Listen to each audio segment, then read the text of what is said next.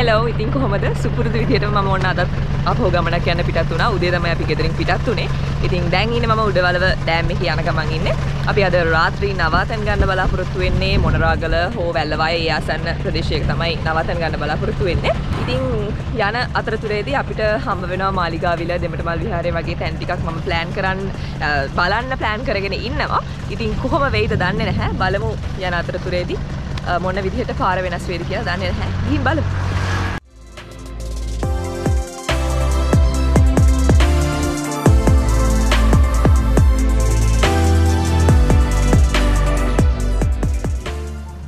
උඩවලව dam එක pass කරලා යන ගමන් එහා පැත්තේ තියෙන ගම. ඉතින් මේ පැත්තේ තියෙන්නේ කැලේ. ඉතින් මේ දැන් අලිමිනිස් ගැටුම කියන එක සෑහෙන ව්‍යාප්ත වෙලා සෑහෙන ප්‍රසිද්ධ දෙයක් නේ. ඒක ඇත්තටම මිනිස්සු කරපු වැරද්දක් නිසා තමයි අලින්ට වාසස්ථාන නැති වුනේ. ඉතින් කොහොම වුණත් සාමාන්‍යයෙන් මම වෙනදට මේ පාරේ යද්දි දකින්නේ මේ අලි වැට ගහලා තියෙනවා විතරයි. හැබැයි දැන් මෙයාලා මේ පැත්තටත් අර අලියාට එන්න බැරි වෙන්න ලොකු අගලක් කපලා තියෙනවා. ඉතින් ගම්මානට හානි වැඩි නිසා උඩවලව කියන්නේ අපි කොහොමද දන්නවා අලි ගහන්නේ ගොඩක් වැඩි වනෝද්‍යානයක්. ඉතින් මේ වෙද්දි ඒක සෑහෙන අවම කරගන්න නිසා තමයි යාලා අගලක් කපලා තියෙන්නේ.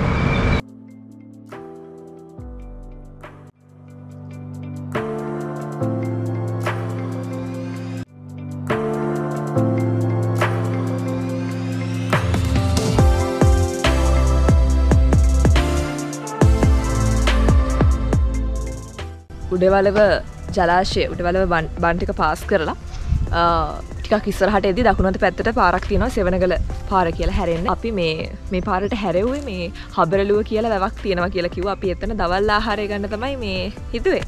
ඉතින් හැරෙව්වට පස්සේ ටිකක් කිව්වා මග ඉන්න කට්ටිය කිව්වා ගොඩක් දුරයි කියලා. ඉතින් ඒ නිසා අපිට අපේ ගමනාන්තයට යන්න කාල වේලාව මදි වෙන නිසා අපි ආපහු හැරෙන්න ප්ලෑන් කළා. ඉතින් ආපහු හැරිලා මග තැනකින් මේ ළඟ තැනකින්ම මේ පාරේ හරිම ලස්සන දැන් තියෙනවා.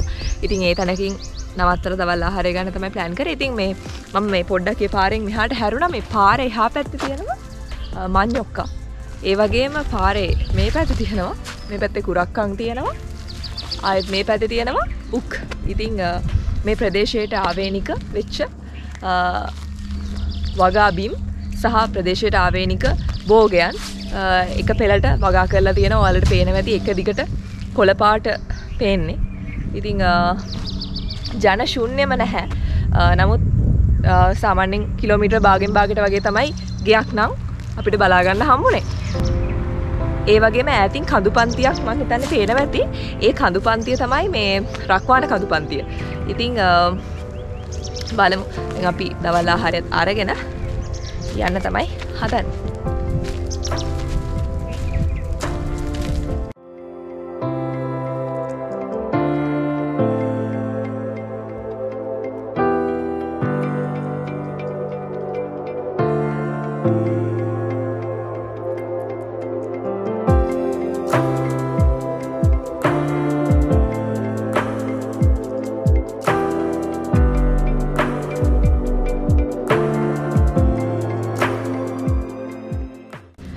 ඉතින් දැන් මම ඉන්නේ තනමල්විල නගරේ.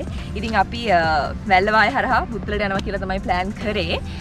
නැත්තම් තනමල්විල හන්දින් දකුණට හැරිලා කතරගම හරහාත් අපිට බුත්තලට යන්න පුළුවන්. ඉතින් අපි යන්නේ වැල්ලවායට දාලා නිසා අපි තනමල්විලින් වමට හරවලා තමයි යන්නේ. ඉතින් බලමු ඉස්සරහට ගිහිල්ලා මාලිගාවිලයි දෙමටමල් විහාරේ කවර් කරන්න මම ප්ලෑන් කරලා තියෙනවා. බලමු කොහොම වෙයිද කියලා. ඉතින් බලමු.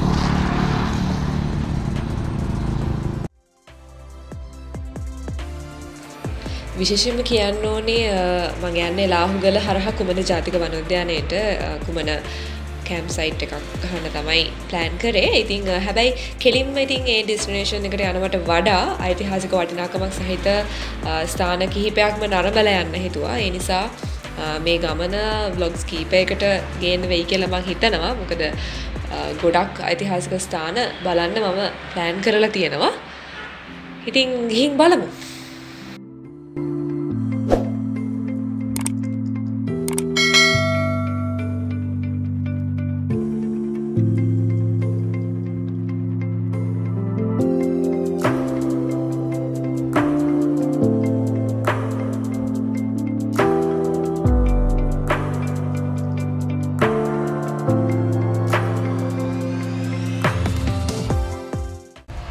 දැන් මම ඇවිත් ඉන්නේ දෙමටමල් විහාරයට. මේ දෙමටමල් විහාරයේ ඉතිහාසය ගැන කතා කරොත් එහෙම දෙමටමල් විහාරයේ ඉතිහාසය දිව යනවා දුටුගැමුණු රජතුමාගේ කාල පරිච්ඡේදය දක්වා. ඉතින් අපි හැමෝම දන්නවා සාමාන්‍යයෙන් මාගම් පුරවරය එහෙම නැත්නම් මාගම් රාජධානිය පටන් ගත්තේ මහානාග රජතුමාගෙන්. කියන්නේ දේවානම්පියතිස්ස රජතුමාගේ මලනුවන් වෙච්ච මහානාග කුමාරයාගෙන් තමයි මේ මාගම් පුරවරය එහෙම නැත්නම් මාගම් රාජධානිය පටන් අරගෙන තියෙන්නේ. ඉතින් තවදුරටත් කිව්වොත් එහෙම මෙතන දෙමටමල් විහාරය ප්‍රසිද්ධ වෙන්නේ. එහෙම නැත්නම් දෙමටමල් විහාරයේ සුවිශේෂත්වය ගැන කතා කරොත් එහෙම මෙතන සුවිශේෂී වෙන්නේ සද්ධාතිස්ස කුමාරයා සැඟවිලා හිටියා කියලා තමයි. ඒ කියන්නේ සද්ධාතිස්ස කුමාරයා දුටුගැමුණු රජතුමාට එහෙම නැත්නම් තමන්ගේ වැඩිමහල් සොහොයුරු වෙච්ච දුටුගැමුණු රජතුමාට බයේ හැංගිලා හිටියා කියලා තමයි මෙතන ප්‍රසිද්ධ වෙන්නේ. ඉතින් ඒක ගැන කතා කරොත් එහෙම අපි දන්නවා සාමාන්‍යයෙන් දුටුගැමුණු රජතුමාත් එක්ක සද්ධාතිස්ස කුමාරයා බල අරගලයක් තිබුණා සෑහෙන කාලයක් පුරාවට. ඉතින් ඒ කාලය පුරාවට මේ දෙන්න අතරම යුද්ධයන් දෙකක් පැන නැගුණා. සද්ධාතිස්ස කුමාරයා සහ දුටුගැමුණු රජතුමා අතර ඇතිවෙච්ච රණ්ඩු ගැන කතා කරනවා නම් ඒ දෙන්න අතර ප්‍රධාන වශයෙන් රණ්ඩු කියන්නේ ගැටු දෙකක් ඇති වුණා. එකක් තමයි සුළුගුණා පිටියේදී ඇතිවෙච්ච යුද්ධය සහ දෙවෙනි එක යුදගනා පිටියේදී ඇතිවෙච්ච යුද්ධය. ඉතින් යුදගනාවත් අපිට හම්බ වෙනවා වැලවයි මාර්ගයේදී මගදී අපිට හැරෙන තරක් හම්බුණා. ඉතින් මම කලින් නම් ඒ තැන්වල ගිහින් තියෙනවා. මට මේ ට්‍රිප් එකේදී ඒ තැන කවර් කරගන්න ටයිම් මදි. ඉතින් මොකද මං අද නවාතැන් ගන්න බලාපොරොත්තු වෙනවා ටිකක් ඉක්මනට. මොකද හෙට උදේ මට තවත් සුවිශේෂී දෙයක් කරන්න තියෙන නිසා. ඉතින් මං අද යුදගනාවේ මට යන්න බැරි වුණා. ඒ වගේම වැලවය මාර්ගයේදී මේ බුදුරුව ගලත් හම්බ වෙනවා. ඉතින් මම කියා හිටියේ දුටුගැමුණු රජතුමායි සද්ධාතිස්ස කුමාරයයි අතර ඇති වෙන මේ ගැටුම් දෙකේදී යුදගනාවේදී ඇති වෙන ගැටුමේදී සද්ධාතිස්ස කුමාරයා පෙරදෙනවා. සද්ධාතිස්ස කුමාරයා පෙරදෙනවා කියලා කියන්නේ මේ අපි දන්නවනේ දුටුගැමුණු රජතුමාට උදව් කළා කඩොල් ඇතා. අපි එලාර දුටුගැමුණු යුද්ධය ගැන කතා කරනවා නම් එලාරට උදව් කළේ මහා පර්වත ඇතා සහ දුටුගැමුණුට උදව් කළේ කඩොල් ඇතා කියලා අපි දන්නවා. හැබැයි කාලයත් එක්ක තමයි මේ කඩොල් ඇතු සහ දසමහා යෝධයෝ දුටුගැමුණු රජතුමාට පක්ෂපාතී වුණේ. එතකන් හිටියේ විහාර මහදේවි සහ සද්ධාතිස්ස කුමාරයා කියන කට්ටිය එක පැත්තක. ඒ වගේම දුටුගැමුණු රජතුමා තනියම තමයි සේනා සංවිධානය කළේ. ඉතින් මේ සද්ධාතිස්ස කුමාරයා යුදගනාවේදී ඇතිවෙච්ච යුද්ධයෙන් දුටුගැමුණුට බයේ පලා ඇවිත් හැංගෙන්නේ මේ දෙමටමල් විහාර පරිශ්‍රයේදී. මම මේ දැන් ඉන්න විහාර පරිශ්‍රයේදී හම්බෙන්නේ. ඉතින් එතනදී නායක ස්වාමීන්ද්‍රයන් වහන්සේගෙන් දුටුගැමුණු රජතුමා අහනවා ස්වාමීනි මෙහි පැමිණි සද්ධාතිස්ස කුමාරයා කොහෙද කියලා. ඉතින් ඒ වෙලාවේදී නායක ස්වාමීන් වහන්සේට බොරු කියන්නත් බෑ. ඒ නිසා උන්වහන්සේ ප්‍රස්තාව පිරුලකින් උත්තර දෙනවා. ඔහු හිටගෙන හෝ ඉඳගෙන දැක නැත කියලා. ඒ කියන්නේ අනිවාර්යෙන් මෙයා නිදාගෙන හෝ සැතපීලා තමයි සැතපුණු ඉරියව්වකින් තමයි ඉන්නේ. ඉතින් යන්නේ මේ වෙලාවේදී කොහොමින් හරි මේ විහාර පරිශ්‍රයේදී ඒ දෙන්න එකතු වෙනවා. ඒ දෙන්නගේ ගැටුම් සමතයකටපත් වෙලා ඒ දෙන්න එකතු වෙනවා. ඉතින් ඊට පස්සේ දැන් මේ පුරවරයට කියන්නේ දිගාමඩුළු පුරවරය කියලා. ඉතින් මේ දිගාමඩුළු පුරවරය ගැන කතා කරද්දී ඇතිමලේ ප්‍රදේශය තමයි අවසානයේදී මේ දෙමටමල් විහාරය ඇතුළු මේ සියලුම පරිශ්‍රයන් බිහි වුණේ මේ ඇතිමලේ කියන ප්‍රදේශය මූලික කරගෙන. ඉතින් ඇතිමලේ කියන එක බිහි වුණේ ඔයාලට පේනවා ඇති මම මේ දැන් ඉන්න දෙමටමල් විහාරයේ මේ පැත්ත බැලුවාමත් පේන්නේ වෙල්. අක්කර ගානක් පේන්නේ වෙල්. කොළ පාට වලට පේනවා ඇති. පුදුම විදිහට මාරම ලස්සනයි. ඉතින් මෙහෙම උනේ සාමාන්‍යයෙන් කාවන්තිස්ස රජතුමා කියලා තියෙනවා දුටුගැමුණු රජතුමාට යුද්ධ කරද්දී යුද්ධ කරන්න නම් අනිවාර්යෙන් බඩ පුරවගෙන ඉන්න ඕනි කියලා. ඒ කියන්නේ ස්වයං පෝෂිත වෙන්න ඕනි කියලා. බඩ පුරවගෙන කියන්නේ මේ යුද්ධයට යන කට්ටිය කන්න ඕනි කියන එක නෙමෙයි. රට ස්වයං පෝෂිත වෙන්න ඕනි කියන එක. ඉතින් අන්න ඒ වෙලාවේදී අන්න ඒ concept එක අරගෙන දුටුගැමුණු රජතුමා තමන්ගේ මලනුවන් වෙච්ච සද්ධාතිස්ස කුමාරයාට කියනවා මේ ඉන්න ප්‍රදේශය ස්වයං පෝෂිත කරන්න කියලා. අවසානයේදී එයා ඔන්න ඔය විදිහට ඇති වෙනකම් වගා කරාට පස්සේ අවසාන වශයෙන් දුටුගැමුණු රජතුමා කියනවා තමන්ගේ මල්ලිට අපි වගා කළා ඇති මල්ලි කියලා. ඉතින් අන්න ඒ නිසා අවසානයේදී ඇති මලේ වෙන්නේ මෙන්න මේ ආකාරයට ඉතිහාස කතාවක් මූලික කරගෙන.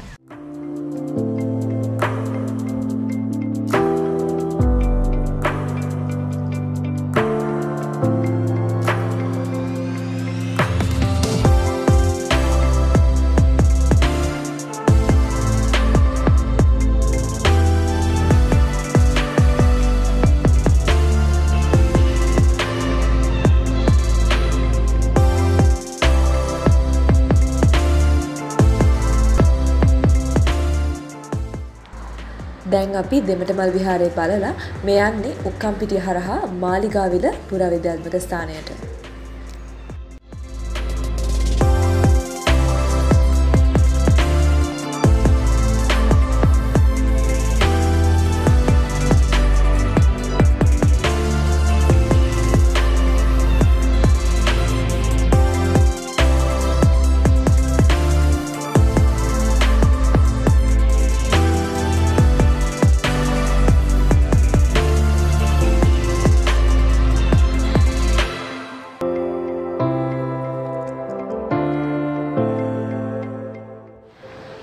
මාලිගාවිල විහාර සංකීර්ණය තුළ තවත් විශේෂ ස්ථානයක් අපිට දැක ගන්න පුළුවන්.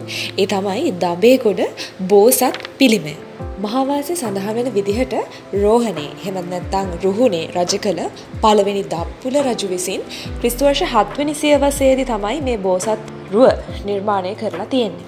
සමහරු කියන විදිහට මේ පිළිමය අවලෝකීතේශ්වර නාථ බෝසත් පිළිමයක් කියලාත් තවත් සමහරු මෛත්‍රීනාථ පිළිමයක් කියලා මේ පිළිමය හඳුන්වනවා.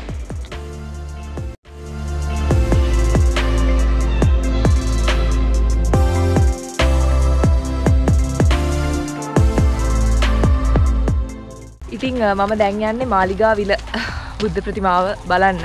ඉතින් මේකේ විශේෂත්වය ගැන සඳහන් කරනවා නම් අනිවාර්යෙන් කියන්න ඕනි. මහාතිස්ස සහ සංඝ ශිවා බිසවගේ වැඩිමහල් පුත්‍රයා වෙච්ච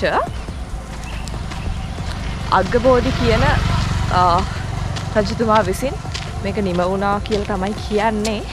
සහ මේක මේ වෙන තැනක නිමවලා ඊට පස්සේ තවත් තැනකට ගෙනත් ප්‍රතිෂ්ඨාපනය කිරීමට එහෙම අරමුණු කරගෙන හදපු පිළිමයක් කියලා තමයි මහාවංශයේ සඳහන් වෙන්නේ. ඒ වගේම අනිවාර්යෙන් කියන්න ඕනේ මේ බුද්ධ ප්‍රතිමාව නිමවලා තියෙන විදිහ අනුව ලක්ෂණ අනුව කියන්න පුළුවන්. මේ බුද්ධ ප්‍රතිමාව වහන්සේ නිර්මාණය කරලා තියෙන ක්‍රිස්තු වර්ෂ 6ත් 8ත් අතර කාල පරිච්ඡේදය තුල කියලා. ඒ වගේම මේ පිළිමේ උස අඩි 31යි අගල් 10ක් පමණ වෙනවා. වැඩ සිටිනා වූ පద్මාසනයත් එක්ක බලද්දී අඩි 41ක් පමණ උසකට හිමිකම් කියනවා. ඒ වගේම මම කලින් මාලිගාවිල බලන්නේදී වහලයක් තිබුණේ නැහැ. හැබැයි දැන් පුරාවිද්‍යා සංරක්ෂණ දෙපාර්තමේන්තුවේ හොඳ තීරණයක් අරගෙන තියෙනවා. අතීත සම්පත් ක්ෂය වීම වළක්වා ගැනීමට ලොකු වහලයක් සවි කරලා තියෙනවා. අතට මේක අගය කළ යුතු කරුණක්.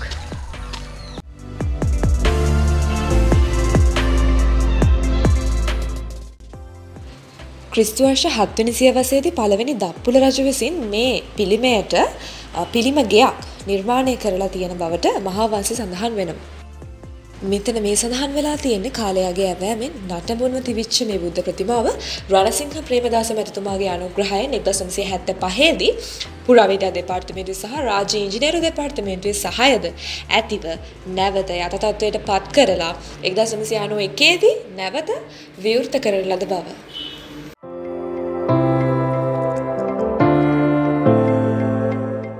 මේ මාලිගාවිල බුද්ධ ප්‍රතිමාව ආශ්‍රිතව ගොඩනැගුණු මල් ආසනයක් වගේ නටබුන් අදටත් දක්නට ලැබෙනවා.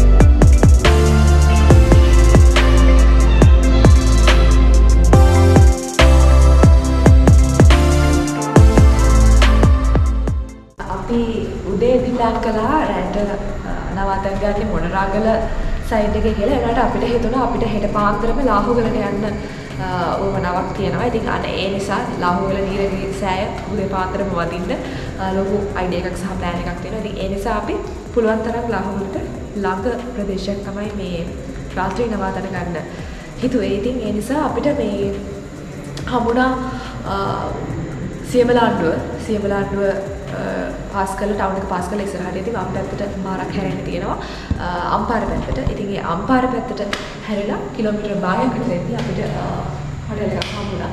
ඉතින් අපි ඒකේ රැට නවාතැන් ගන්න තමයි හදන්නේ.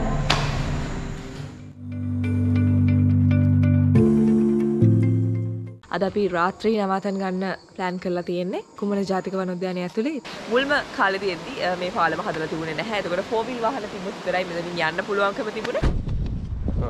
ගන්නද බලන්න. ගේම ලොකු ඓතිහාසික වටිනාකම මේ කුමන ජාතික වනෝද්‍යානේ නටමුන් රැසක් තියෙනවා. ඉතින් ඇවිකුමක කැම්පින් සයිට් එක තමයි මම එතන තමයි ප්ලෑන් කරේ අපි.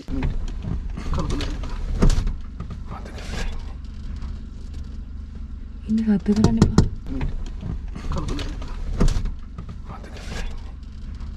වෙන්න